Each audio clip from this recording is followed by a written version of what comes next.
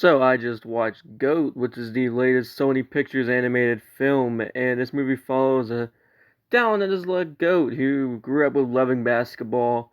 His mom was really into it, told him he can do pretty much anything, so he does.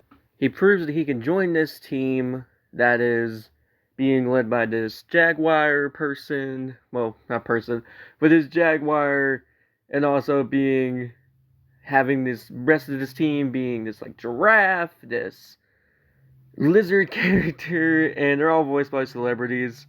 And this movie's produced by Stephen Curry.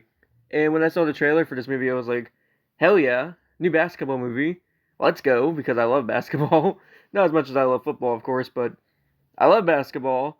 And it's animated, and it's from the same studio that made Spider-Verse, K-pop Demon Hunters, Cloudy with a Chance of Meatballs. So, yeah, I was excited to see how this movie turned out, and was going to the positives.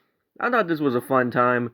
This movie, it's nothing that you're gonna like. It's not like a Pixar kind of deal where it's gonna make you cry. There's some scenes that get a little emotional, but it's mainly just an underdog story. Not just for our main goat, but for all of the people on this basketball team. They really take a look into the behind the scenes of basketball and contracts and everything that goes into that. And you don't only get to know our main character here, but you also get to know the Jaguar, who's the main leader of this team. Everybody else has their own issues. They have to deal with the press at points. And because it's a goat that is not allowed to play basketball, they pretty much are like small animals cannot play basketball. So he's like a really big deal when it happens in the movie. You really start to feel the bond between the team by the end, and you start really rooting for the team. Now, the rival team that they have in this movie is a little cliche, of course. I mean, these movies are typically like that, where there's going to be a different team that's not as good and doesn't have the teamwork kind of attitude, and they're not great. But I really like how these people on this basketball team really felt like real people, even though they're animals. Like, they felt like real people.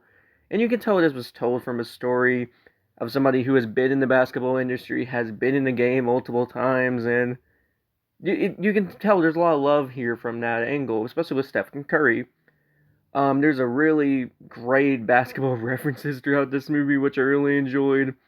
I'm not going to spoil them here for you, but if you're a fan of basketball for like the past 20 years, you're probably going to end up looking at this and be like, yeah, that's cool, that's fun. And the animation is also really, really good. I really enjoy the animation. The soundtracks here is really good. It's mainly the story that I really like because it's this really good underdog story that, while it was a little cliche, it's different because I thought we were just me following this one person, but this whole world feels so cool and it feels so real and lived in, and I really like that part of the movie.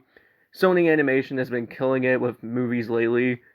They have made some bangers the past couple years, and this movie is no doubt that. It is a fun time at the movies, a little cliche in parts, but I had a fun time with it. So I will give Stephen Curry's GOAT, I'll give this about a 8.5 out of 10.